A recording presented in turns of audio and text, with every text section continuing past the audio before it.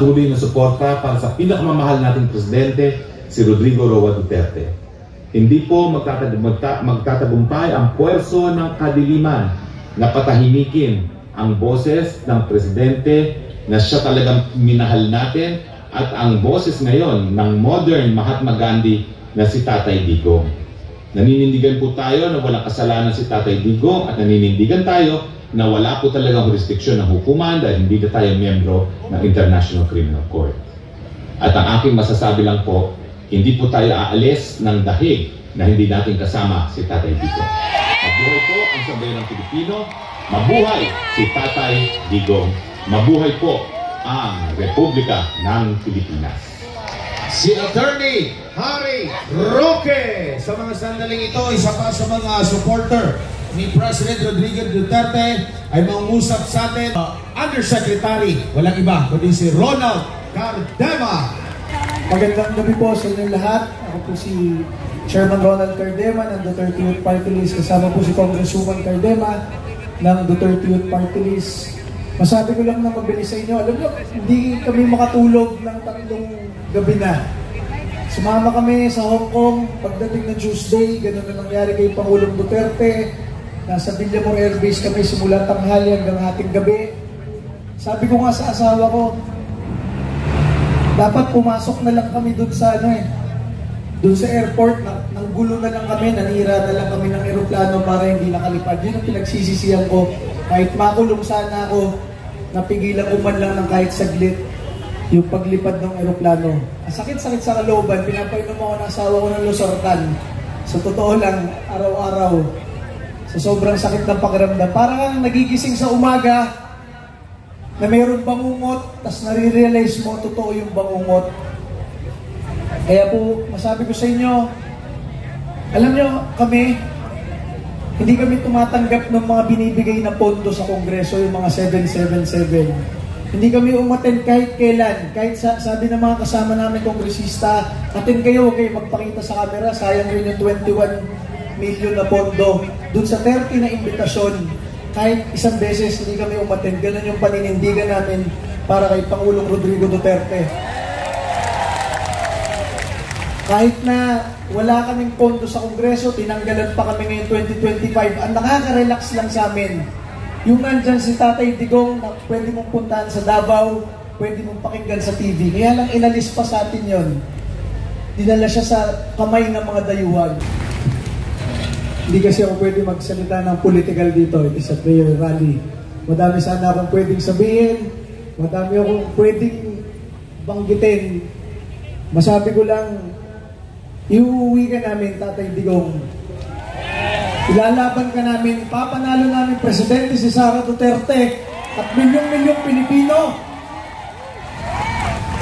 Ipapakita, kami ang gagante, kami ang babawi para sa'yo. Mahal na mahal ka namin, kahit nag-iisa ka dyan. Sana maisip mo, milyong-milyong Pilipino ang lumuluha, milyong-milyong Pilipino ang nagmamahal sa'yo. Isa kang bayani ng Pilipinas na buhay. Hindi namin nahahayaan na mamatay ka dyan, iuwi ka namin sa bansang Pilipinas. Maraming salamat po. Maraming salamat, Chairman Ronald Cardema. Magandang gabi, Iwasang Bonifacio! Gising pa kayong lahat? Walang matutulog hanggat hindi nakakauwi si Tatay Digong. Ako po pala si former Undersecretary Astra Pimentel Naik, appointed ni Pangulong Duterte sa kanyang panahon at nakapagsilbi sa kanya nitong nakaraang administrasyon. Ngayon ay nasa ABP party list po na nominado, katuwang ng ating mga senador. Pero nandito tayo para manalangin, tama po ba? Alam niyo kanina nung nagsasalita si Senator Bongo, kumakati yung aking tuhod. Kasi kailangan nating manalangin. And hayaan nyo po na kung pwede ba, payagan nyo ako, hindi na po ako magsasalita. Kung pwede ay samahan nyo akong ipanalangin ang Malacanang sa araw na ito. Okay lang po? Ang bawat luha na tumutulo sa ating mga mata ay iniipon ng Diyos. Nakasaad po yan sa Biblia para sa mga Kristiyano. Kahit ang mga Muslim, na mayroon tayong duwa.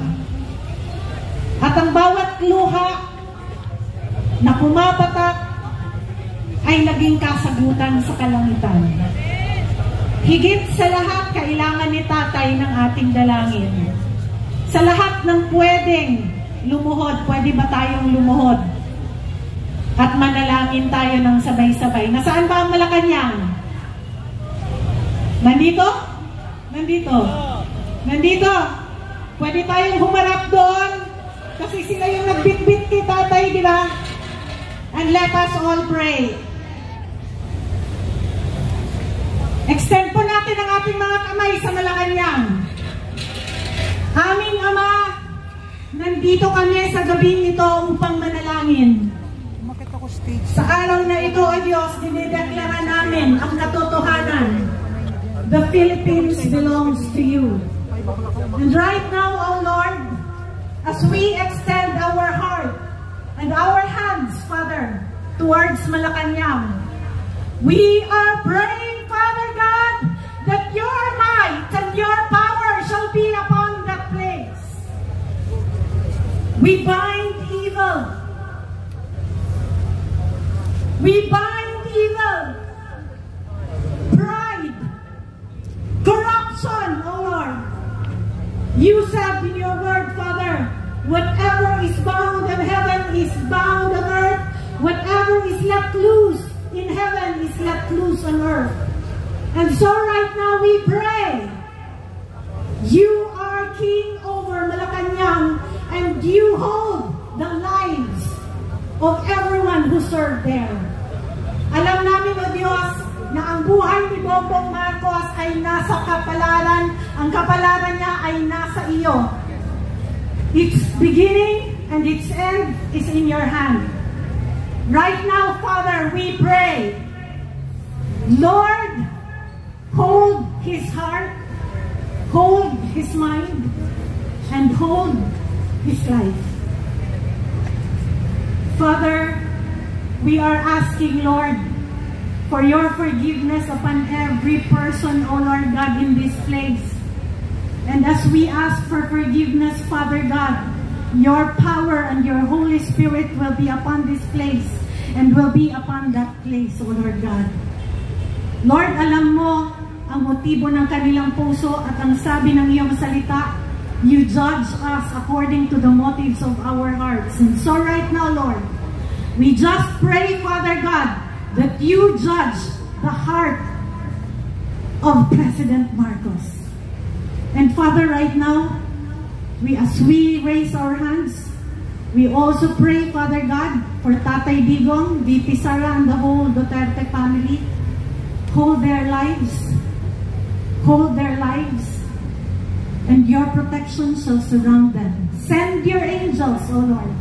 Alam nyo, ang puso ng bawat Pilipino na nandito na nagtitipon, ang aming pagmamahal sa Kanya, ang aming pagpapasalamat sa iyo, O Diyos, dahil binigay mo sila sa amin. And right now, Father God, we are declaring for His safety, we are declaring for His freedom, and we are declaring, Lord, that evil shall never prosper in the Philippines because the Philippines belongs to you and you are King over our land and over our lives. We thank you, Father, because our prayers are answered. Nagpapasalamat kami, O Diyos, dahil tinanggal mo and you have uprooted the evil that is sitting in Malacanang. It is the devil, O Lord God, that we have defeated, and we know, Lord, that victory is ours. That victory is for the Lord Jesus, and victory is for the Philippines. We thank you and we shout, Hallelujah! Hallelujah! Hallelujah! And we shout, freedom is upon President Duterte and upon the Filipino people. In Jesus' name we pray. Amen.